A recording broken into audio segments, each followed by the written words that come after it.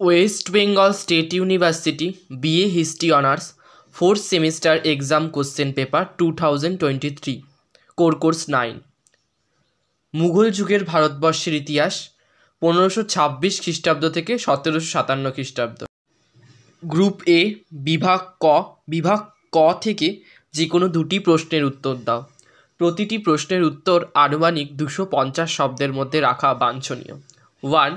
ঐতিহাসিক হিসাবে আব্দুল হামিদ লাহোরীর মূল্যায়ন করো। 2. প্রশাসনিক ক্ষেত্রে শেরশাহ সত্যিই কি আকবরের পূর্বসূরি ছিলেন? 3. শাহজাহান কেন বলক এবং বাদাখশান জয় করতে মনস্থির করেছিল? 4. ঔরঙ্গজেবের ধর্মীয় নীতি কি মূলত রাজনৈতিক বিবেচনার দ্বারা নির্ধারিত হয়েছিল? 5. খুদকস্ত ও পাহিকস্ত রায়তদের মধ্যে পার্থক্যগুলি কী কী ছিল? গ্রুপ বি বিভাগ খ থেকে যে কোনো দুটি প্রশ্নের উত্তর দাও। প্রতিটি প্রশ্নের উত্তর আনুমানিক 400 শব্দের মধ্যে রাখা বাঞ্ছনীয়। 6. ফ্রাঁসোয়া বার্নিয়ারের লেখা ট্রাভেলস ইন দ্য মুঘল এম্পায়ারের মূল্যায়ন করো।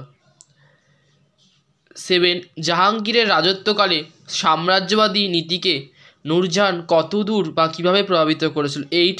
মুঘল যুগে জমিদারদের শ্রেণীবিন্যাসের বিষয়টি সংক্ষেপে ব্যাখ্যা করো। 9.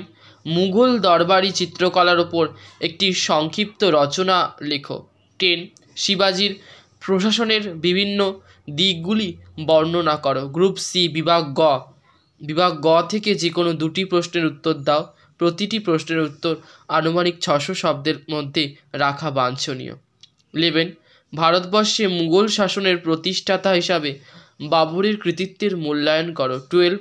আকবরের ধর্মীয় নীতির সমালোচনামূলক পর্যালোচনা করো এবং এই প্রসঙ্গে আকবরের দ্বীন-ই-ইলাহির প্রকৃতি ব্যাখ্যা করো। 13. মুঘল সাম্রাজ্যের পতনে কৃষি সংকট কতটা দায়ী ছিল? 14. মুর্শিদ কুলি খানের রাজস্ব নীতির মূল্যায়ন করো। 15.